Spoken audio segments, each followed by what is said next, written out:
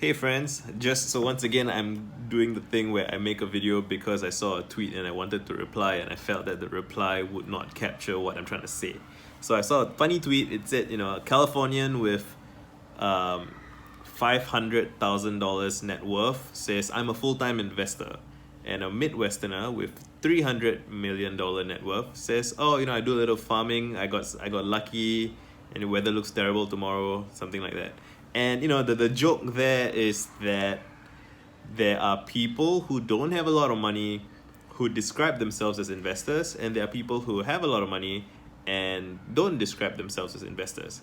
And I was gonna quote tweet that and joke that a Singaporean, because now I'm from the other side of the planet, right? So because the California to Midwesterner comparison is kind of internal American status conflict, status disparity, whatever. Different rules and different status games in the US.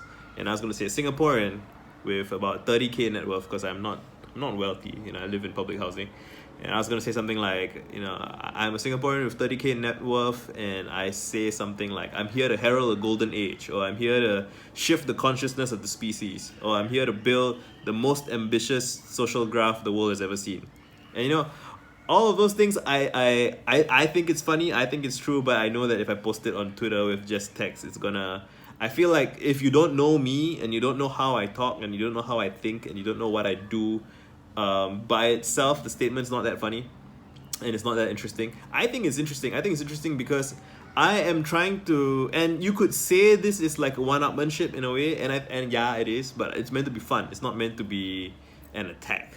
But and it's kind of it's a bit of posturing. Yeah, it is, and I'm trying to have fun, right? And it's like flipping the table and questioning the assumptions underlying the whole thing, right? So the implicit thing in the tweet, again, it's not a big deal. I'm just having fun.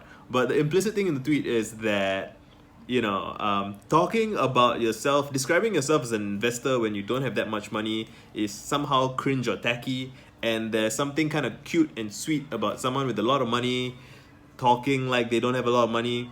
And implicit in there is the sense of you should be humble, and you should, I mean, not necessarily you should, but just pointing that there are people who are humble who have a lot of money, and there are people who don't have a lot of money who seem to be pursuing the status associated with having a lot of money. And I was hoping to subvert that by saying, I want to be extremely ambitious and I don't actually care about the money. I don't want to be rich. That's not financially rich. That's not a thing that I'm interested in. I want to associate with the most interesting, most ambitious people in the world. And I have videos and threads about what I mean by ambition. I don't mean seeking prestige. I don't mean seeking status. I mean seeking to express your innermost values at the highest possible level, in the broadest sense, right?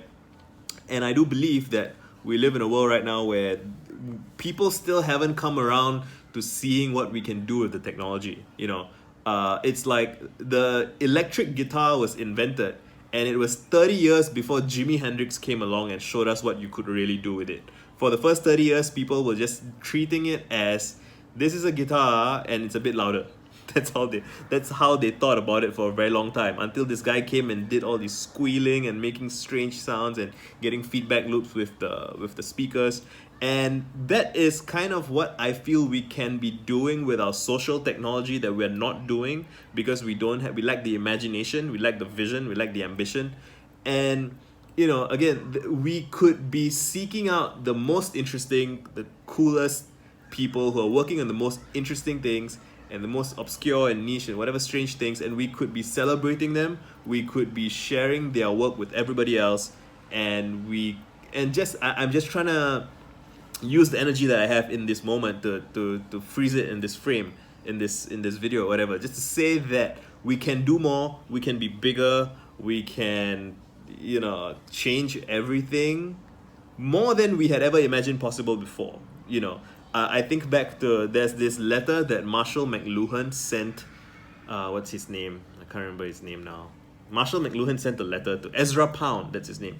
Sent a letter to Ezra Pound saying, I want to bring 10 people, 10 truly, I can't remember the specific words he used, but he kind of said 10 really intelligent people who understand the world in a again, I'm projecting my words, but who, like, just 10 great people.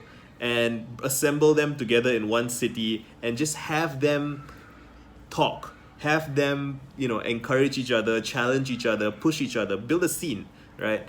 And Ezra and no, McLuhan was saying, I hardly even see anybody imagine the need for such a scene, for such a group of people. And he said something like, even if you go to a university, you're only going to find like one person like that in the whole university. And there must be people like that around the world, but they don't have the vision. They don't have the vision to bring them together. They don't have the will, the technology, whatever. McLuhan didn't have Twitter. What a fucking tragedy that is.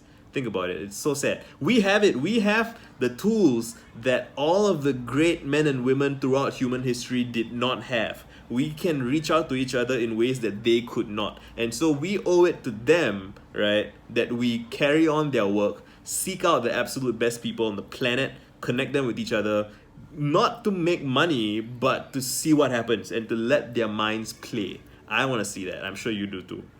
Done.